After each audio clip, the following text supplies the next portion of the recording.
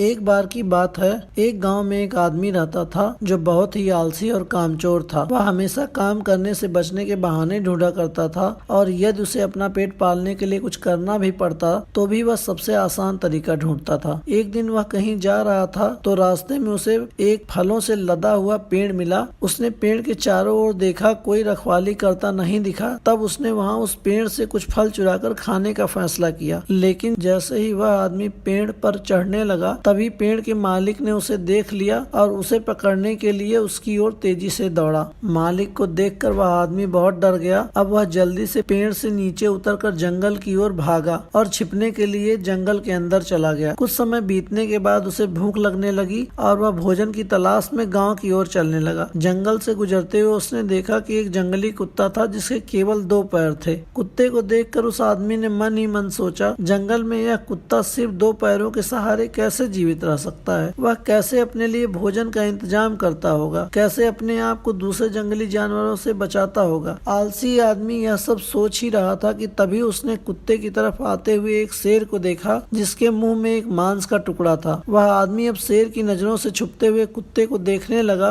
कि कुत्ता शेर से कैसे बच पाएगा। उधर शेर को आते देख सभी जानवर भाग खड़े हुए, लेकिन कुत्ता तो नहीं भाग सकता था। वह आदमी यह देखकर हैरान हो गया कि शेर ने कुत्ते को शिकार बनाने की बजाय उसके लिए मांस का टुकड़ा वहीं छोड़ दिया और वापस चला गया। यह दृश्य देखकर उस आदमी ने भगवान की सोच को बहुत धन्यवाद दिया और सोचा कि भगवान जगत के कर्ता धर्ता हैं। भगवान ने सबके लिए कुछ न कुछ व्यवस्था अवश्य किया है, इसीलिए कुछ करने धरने की आवश्यकता नहीं है। भगवान के पास सभी जीवों के देखभाल करने की व्यवस्था है। इसका अर्थ यह है कि भगवान के पास उस आलसी आदमी के लिए भी कुछ न कुछ व्यवस्था होगी और इसीलिए उसे भी कुछ करने की जरूरत नहीं है। फिर वह वहाँ से चला गया और गांव के पास एक पेड़ के नीचे बैठ गया। अब वह बैठे बैठे इंतजार कर रहा था कि कोई वहां आए और उसे भरपेट भोजन कराए, लेकिन पूरा दिन बीत गया, कोई नहीं आया और अभी भी वह वहां खाली पेट ही बैठा था।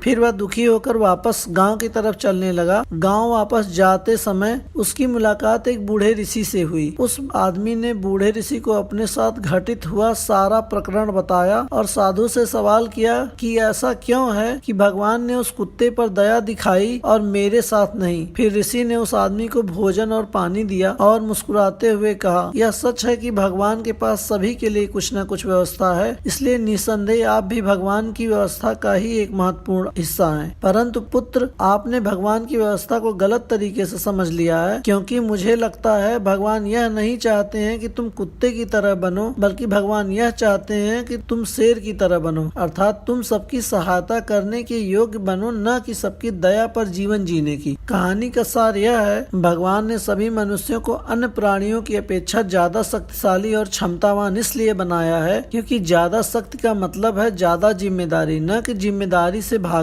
मनुष्य की सबसे बड़ी जिम्मेदारी है सबका कल्याण सुनिश्चित करने में महत्वपूर्ण योगदान देना और सकारात्मक वातावरण का निर्माण करना। इसलिए सभी को अपने अपने कार्य पूरी निष्ठा से करना चाहिए, क्योंकि सच्चे अर्थों में यही सच्चा मानव जीवन है।